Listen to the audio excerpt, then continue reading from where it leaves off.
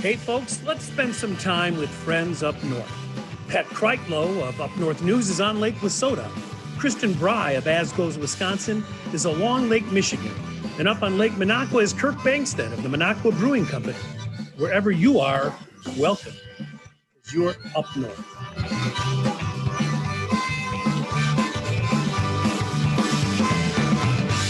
Well, hey, welcome to the cabin. You've made it up north. Nice to have you here. I'm Pat Kreitlow, managing editor of Up North News, WI.com. I'm Kristin Bry, creator of As Goes Wisconsin. And I'm Kirk Bangstead of the Minocqua Brewing Company. And we are joining you one final time before taking some time off for the summer. But we want to again thank our radio partner, News Talk 92.7, for giving us a live broadcast home. And if you missed any of our 15 shows this season, head over to upnorthpodcast.com to catch up everything from Pat's battle with the buckthorn to Kristin's informative reports to Kirk taking down an entire radio station with just one swift kick. Oh, why do you always got to remind us of that one? I think I had a few other moments this season, Pat. How are you going to top that? The closest thing would be when Wausau Mayor Katie Rosenberg happened to mention the goats were going to eat buckthorn on that same show, and I just about fell off my chair here. Our final guest of the season will be the person who was the first guest of our season, the State Assembly rep from Eau Claire, Representative Jodi Emerson. She has endured a legislative session that put her health in danger. It has tried her patience. Now the budget vote is over in the assembly and she's got things to say.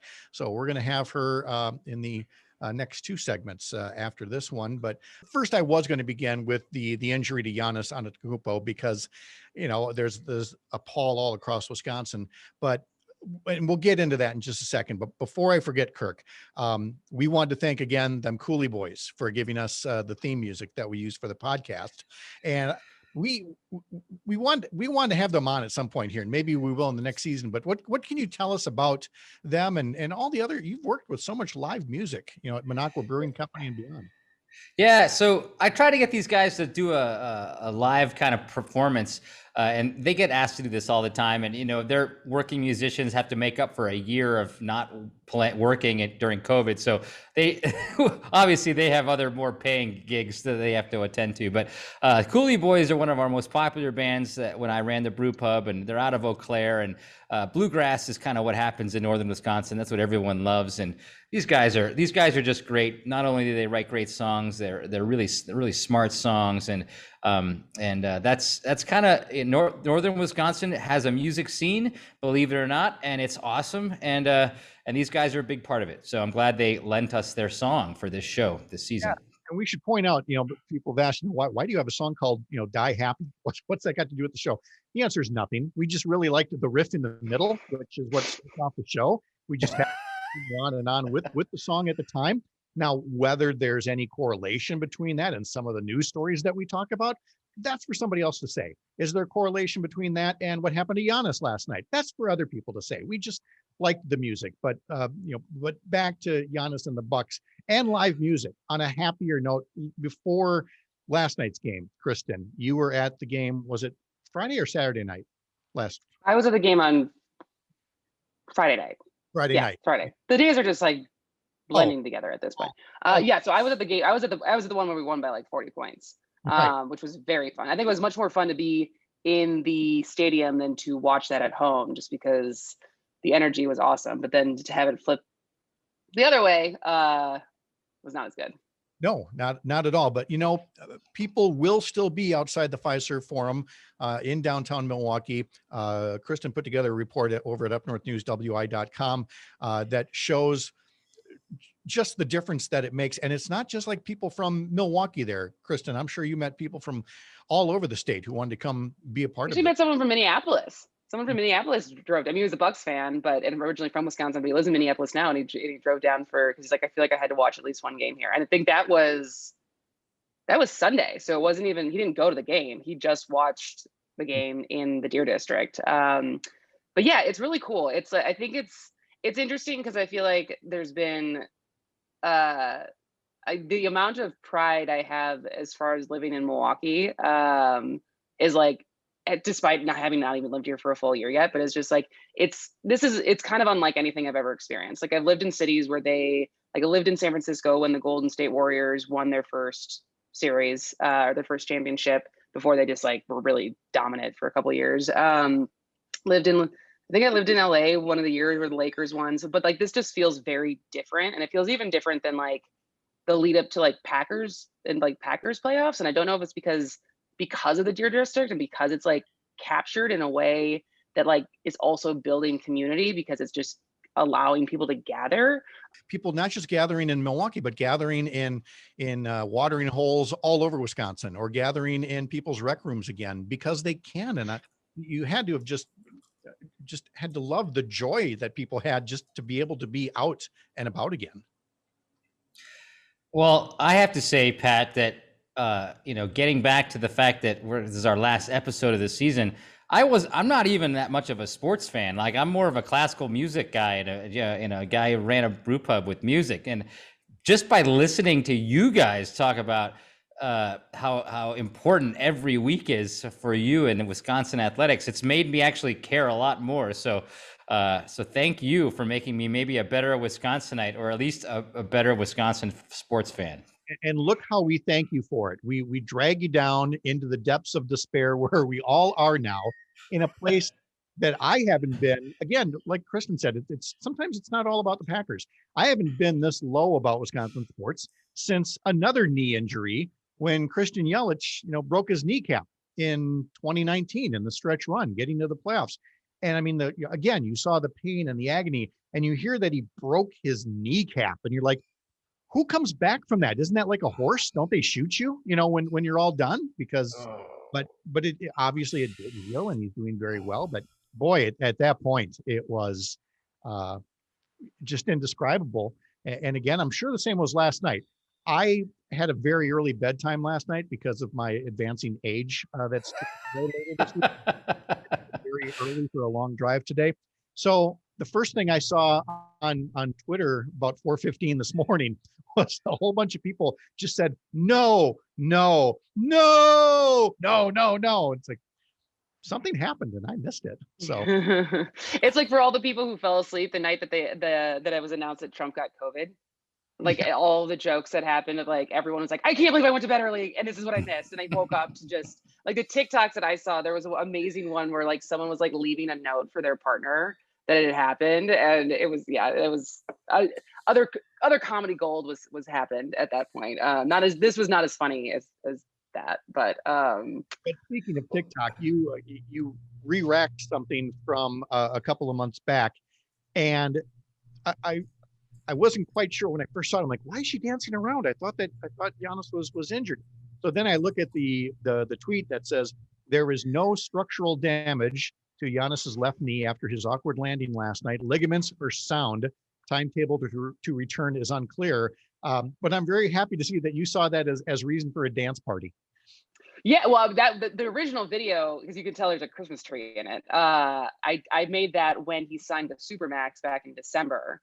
And I think everyone's collective relief that it is not more serious. That even, and like they said, he may not play for the rest of the series, but the fact that, he's in year one of his Supermax deal, and the fact that he will be able to bounce back from this, and it's not something that is terrible.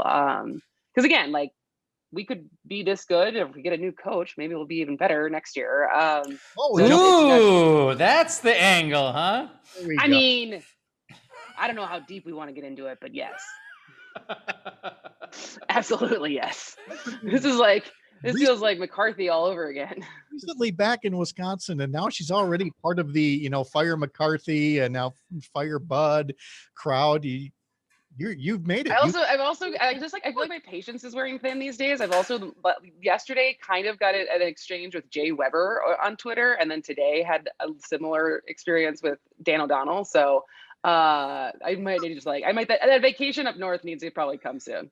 There you go. Yeah, I mean, I'm by no means an expert at all, but I get really frustrated when Giannis misses his free throws. I mean, come on. I mean, I love the guy to death, but Jesus, that's worn on me, I have to say. I think it's worn on a lot of people, Kirk. I don't think you're alone. I'm not allowed to criticize Giannis? Come on, Pat. Come on. He's an NBA player. He's like an MVP, and the dude can't make a free throw. Free throws are not that automatic. It's like, it's like the pitcher hitting. That doesn't happen all the time either. There's just some things that people emphasize more, like dunking and 3-point shots and a defense, or the lack of. I just think he should do the underhand. Oh, Like, I think he should just go for it and start doing the underhand. Because, like, I think it was Malcolm Gladwell who did a podcast about that. I forgot what the name of the player is, who just only shot underhand, and like it's a much higher percentage shot, but everyone refuses to do it because you look like an idiot.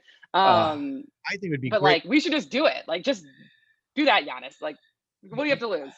Just like that one golfer, was it Payne Stewart or somebody else, who had that oversized putter where he actually putted like almost from his knees, just do something different like that. So Giannis, if that's what it takes you next time around, we'll take it.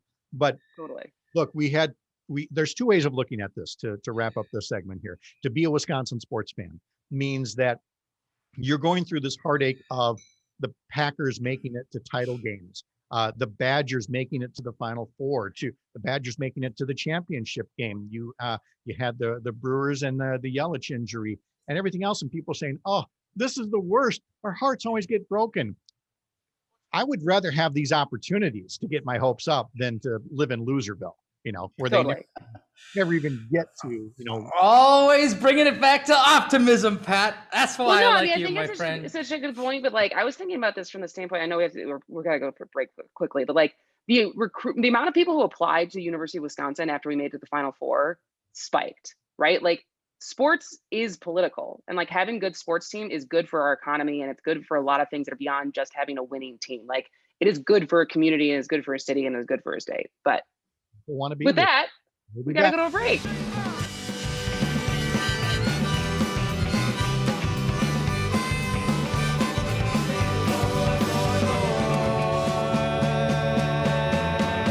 Won't you let me die? Welcome back to the Up North podcast. I'm Kirk Bankstad. And I'm Kristin Bry.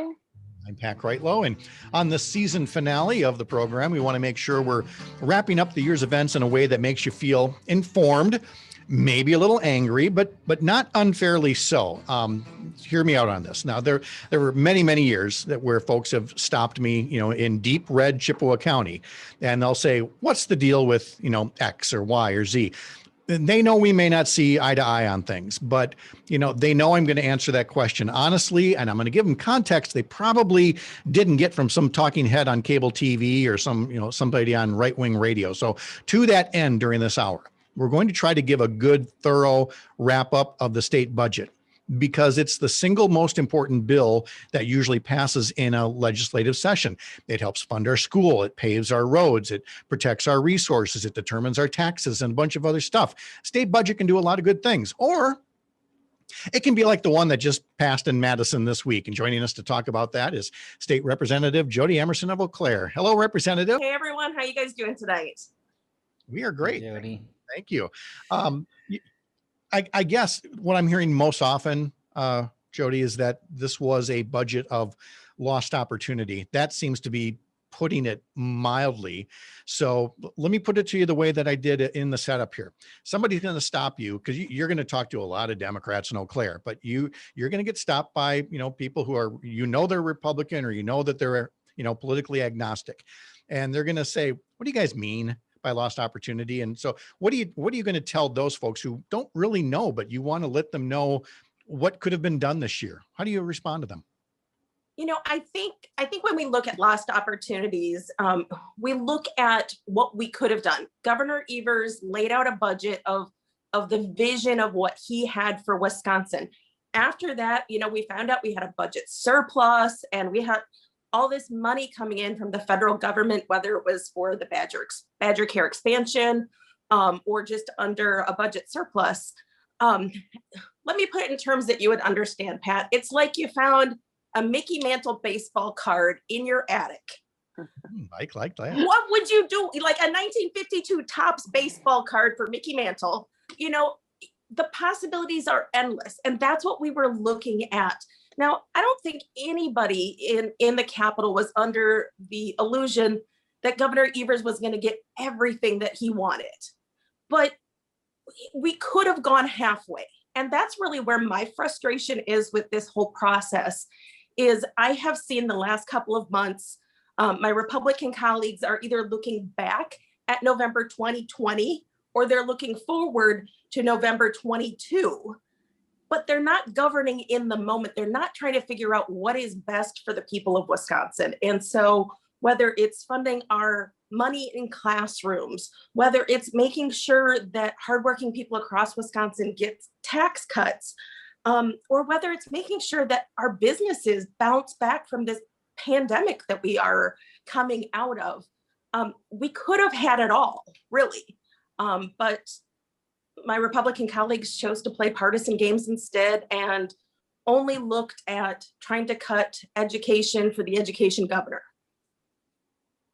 So, Jody, to me, and I'm sure maybe your thoughts are different, but to me, the three biggest things in this budget were expanding Badger Care, which we've been trying to do for like 10 years, free money, basically money from the federal government we're just like mindlessly throwing away, but it was super important still this year. The second one was education money, finally getting to us back to the place pre Scott Walker, where it's still not enough, but it's like, at least it's, you know, it's not leaving schools in the lurch. That's the second one. And three, because I'm from the North Woods and close to Rhinelander, the PFAS legislation that would clean up a lot of the PFAS forever chemicals.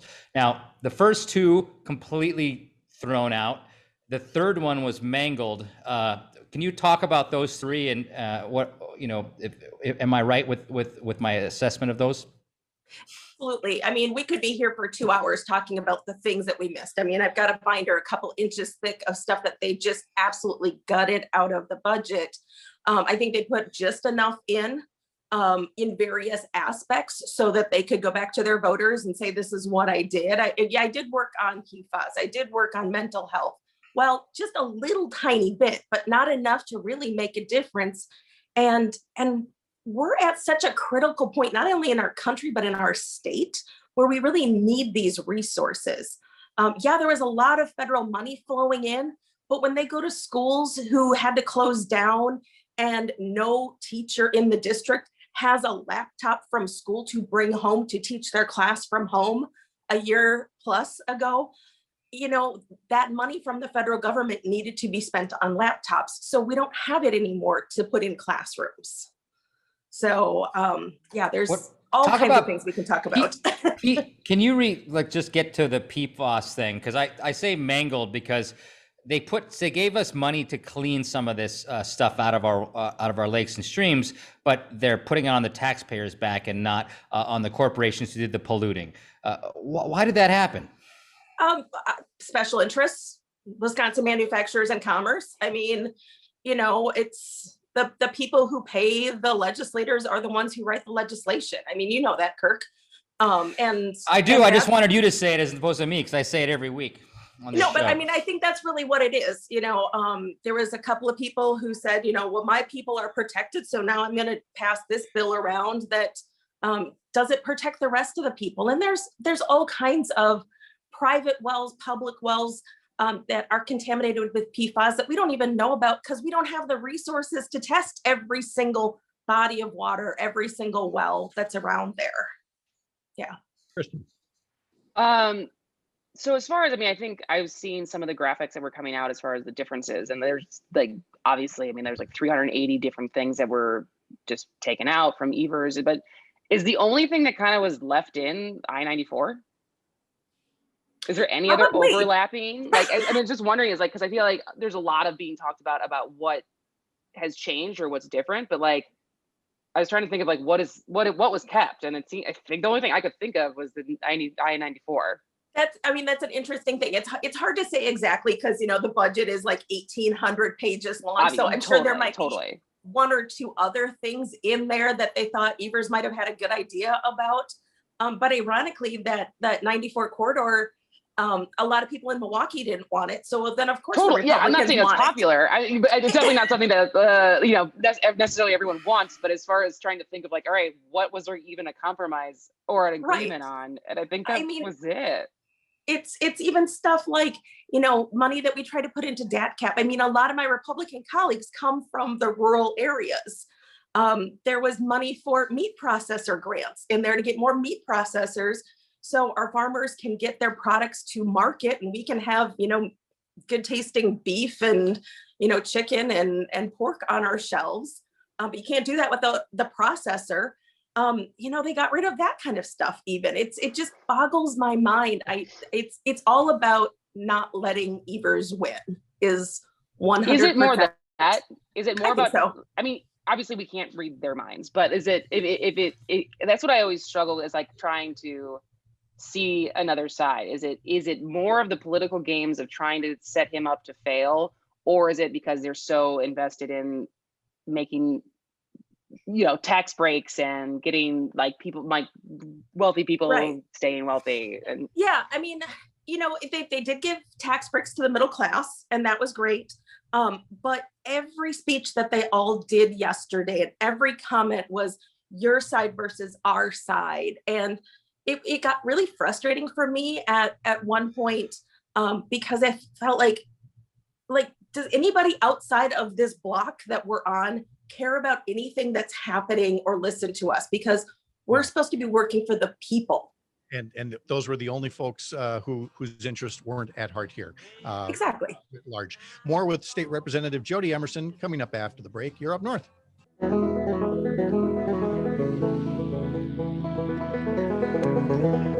Welcome back to the Up North podcast. I'm Kristin Bry. And I'm Kirk Bangstad. And I'm Pat Kreitlow, and we are joined this week by State Representative Jodi Emerson of Eau Claire.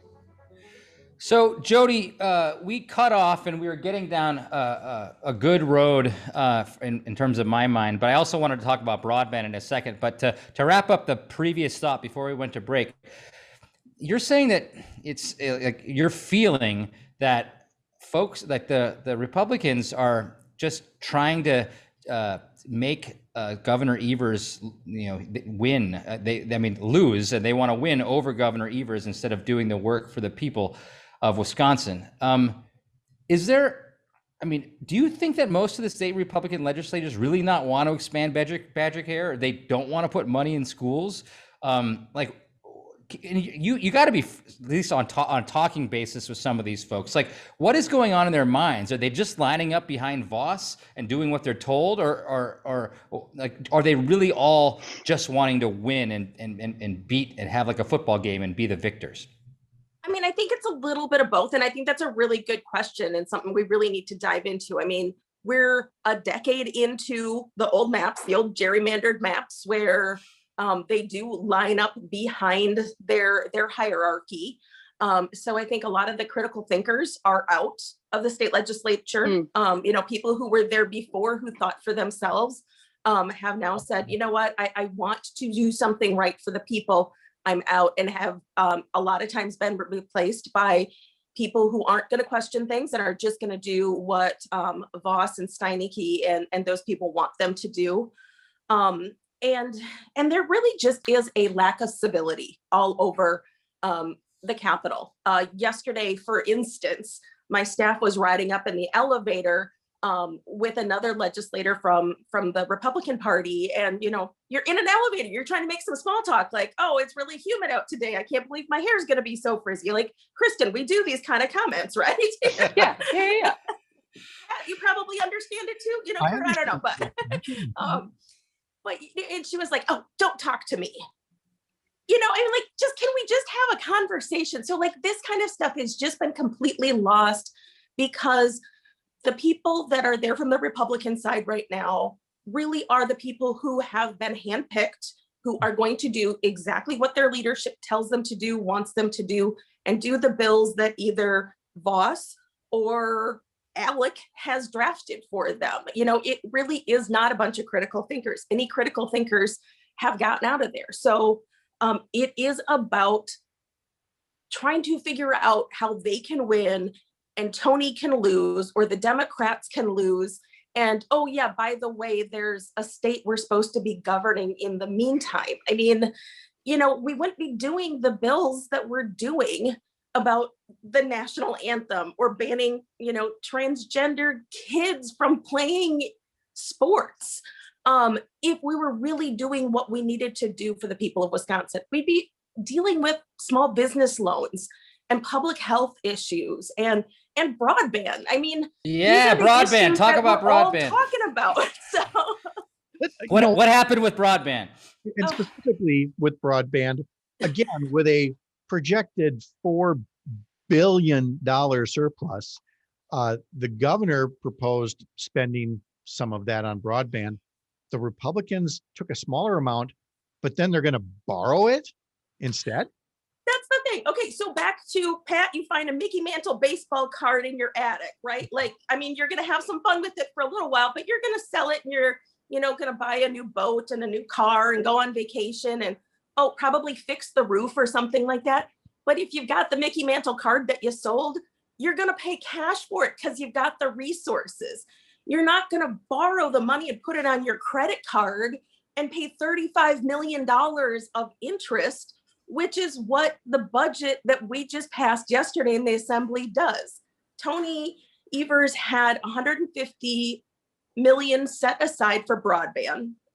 Well, the Republicans knocked that down, but then bonded it. So we have to pay $35 million and it ends up costing us $155 million overall. So it costs us more and we actually get less for it. And it is one of the things that just, Jody, you know that you've been seeing for years. The headline in the Milwaukee Journal Sentinel was all about how legislators, will pass a budget that lowers taxes, and how the Republicans have skated for a decade, borrowing and borrowing and borrowing, and not getting called out on it, because you have to pay that back with interest. But taxes, they've turned into such an evil thing that you can borrow very quietly, or if you're Congress during the Trump years, you can run up the deficit, nobody cares. Then you become a deficit hawk, when it's convenient. And the thing about the borrowing is, yes, there are times where we need to borrow to get projects done. A bridge is falling down, we need to get it replaced. But when we've got the cash reserves to do it, let's spend some of that money and give back some of the money. We can do both. I mean, for as many conservative people as I work with in the state legislature, you think one or two of them would have taken Dave Ramsey's Financial Peace University, but I don't think one of them has, because they're not going by the principles. Well, it's all it's the politics, Kirk. You know that. So Jody, I mean, at the end of the day here, I mean, they're past the budget, but what are the ways that that Evers can get? We have an ability to get any money back through Governor Evers? What can be done right now? Like, what's the future look like? Yeah, so, that's where I hold out a little bit of hope. And Governor Evers comes at this from a different perspective than I do. So, I look at it as the overall. I have to come at it with, here's the document in front of me.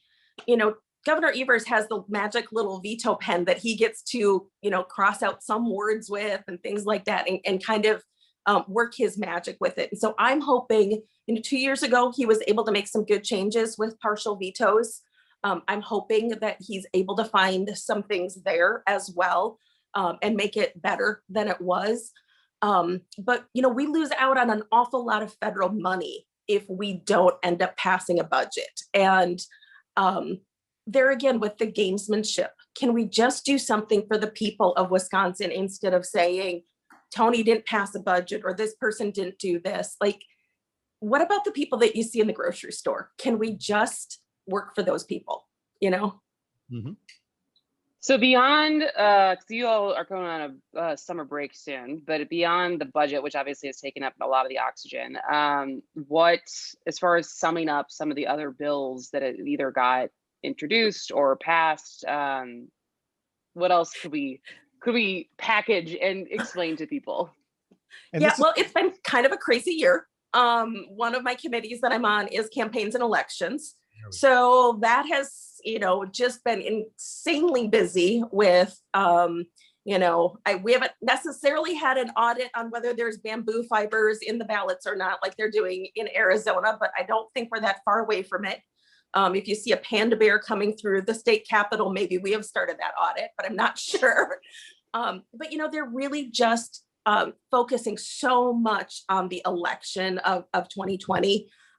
We saw a lot of tweets from people and press releases and things like that with the GOP convention that things are not happy in paradise, as far as, Trump and the Trump base and how that's going with the election. They want to keep on relitigating it. We've seen some horrible voter suppression bills, taking rights away from people who are in nursing homes and different things like that has just been so frustrating because they want to figure out how to kind of negate absentee ballots because Democrats came out in bigger numbers with absentee ballots than Republicans did. So the only way that they can win next time then is to do away with absentee ballots. I don't know. I think a lot of Democrats voted absentee because there was a pandemic going. So maybe we just work on public health and not have a pandemic next time. And let's just, all vote when we can. But so Jody, yeah, go ahead.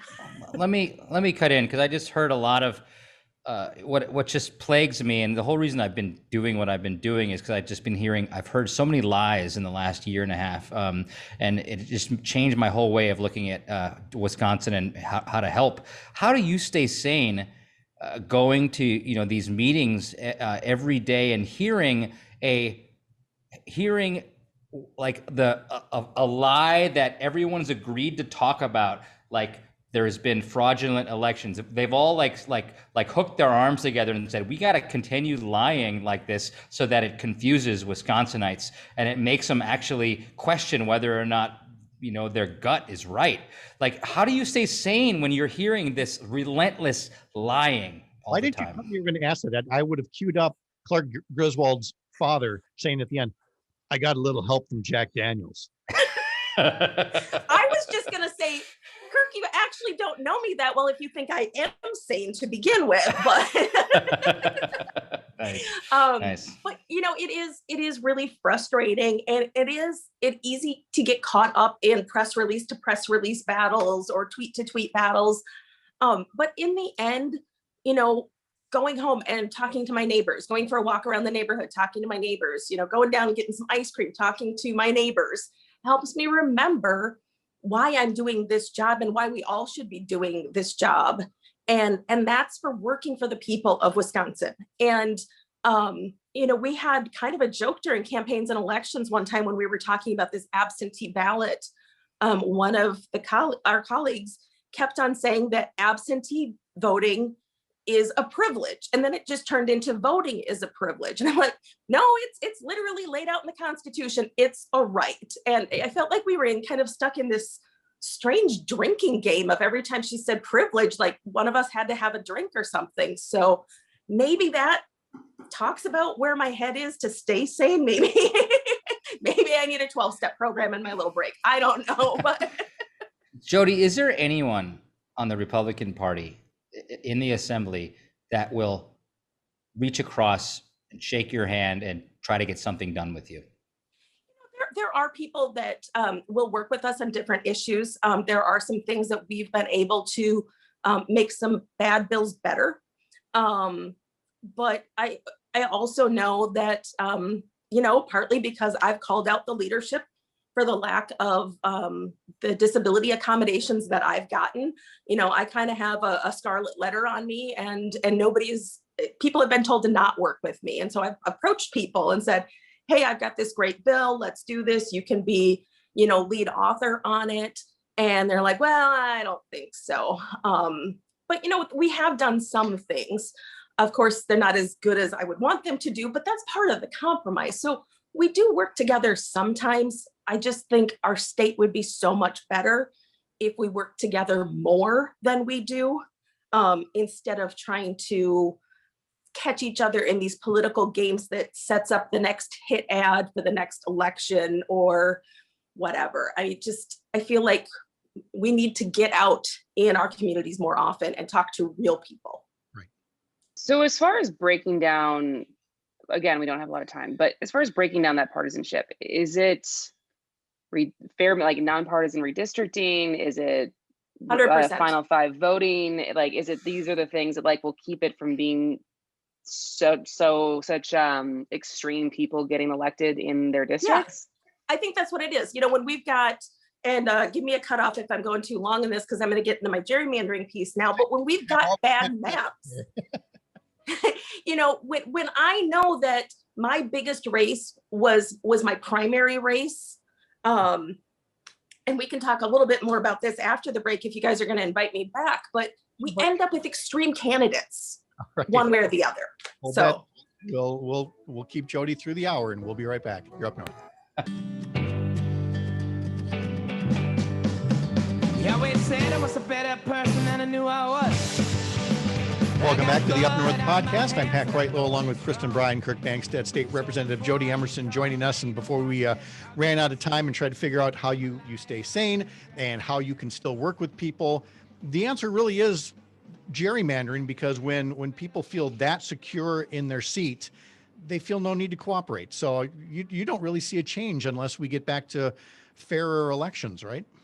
we need new maps. We're getting new maps, and that's going to be really helpful. They honestly can't be any worse than they are.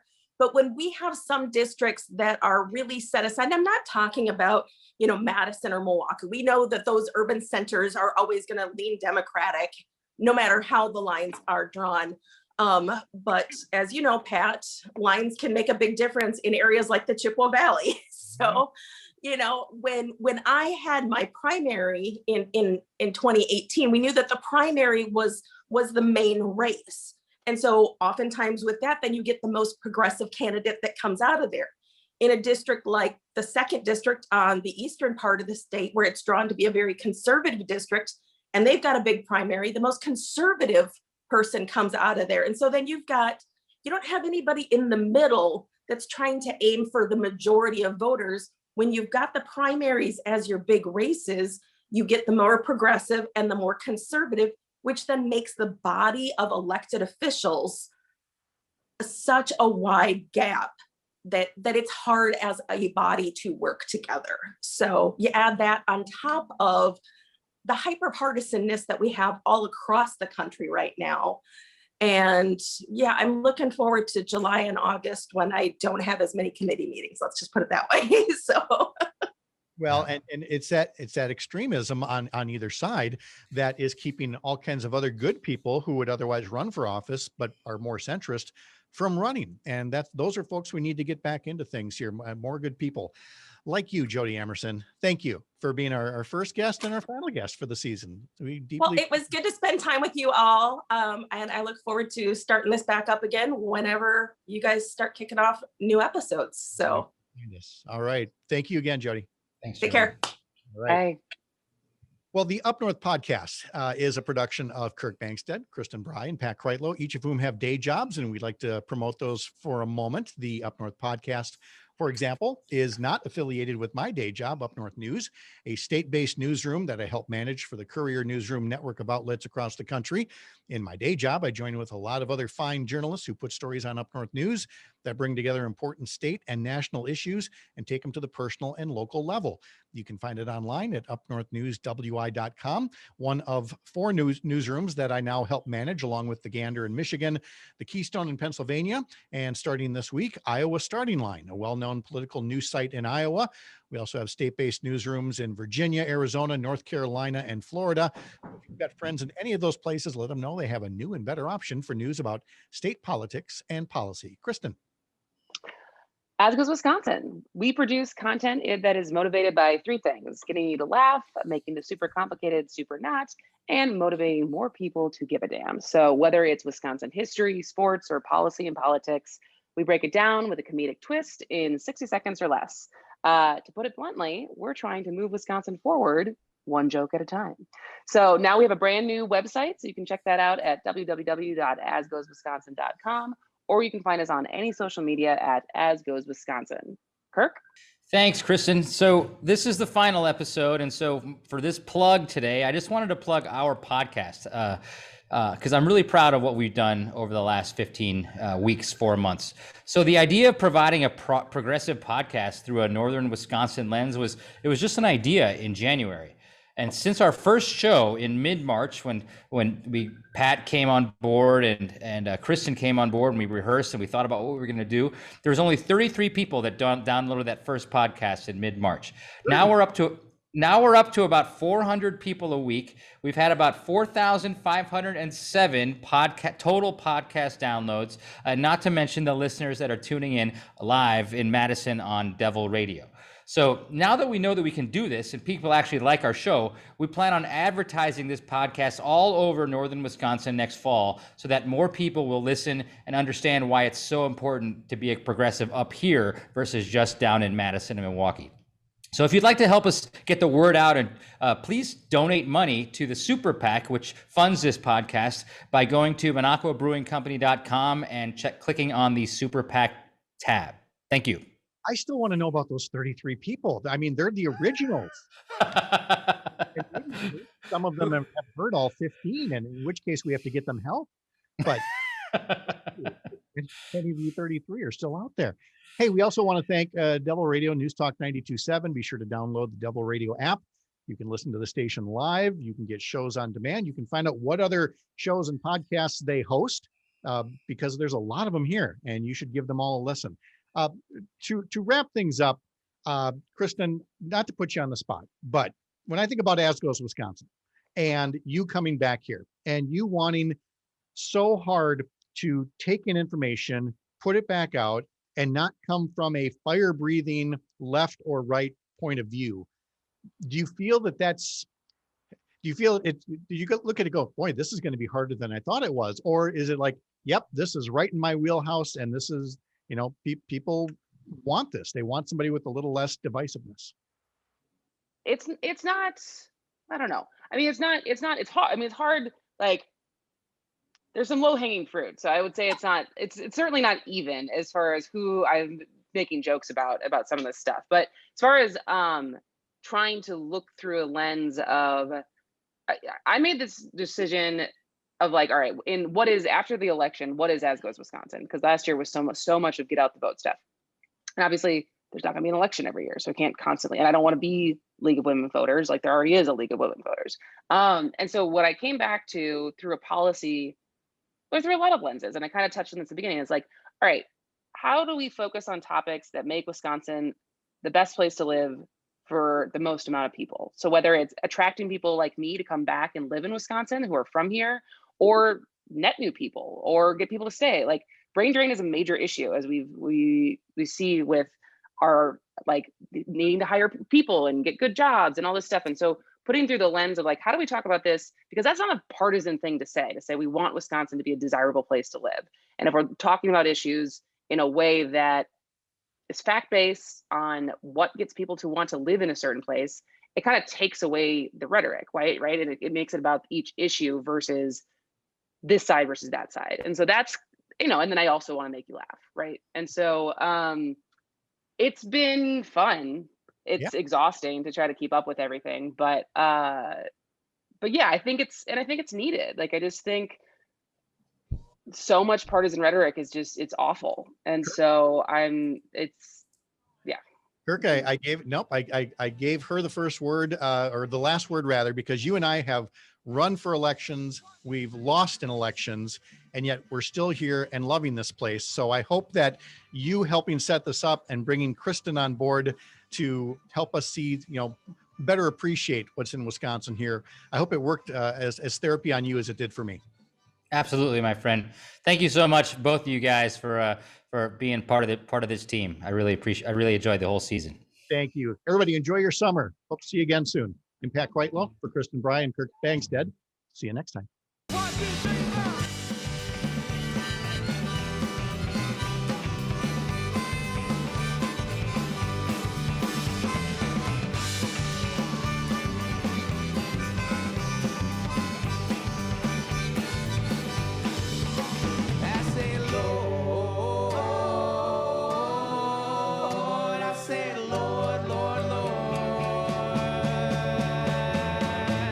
Let me die happy.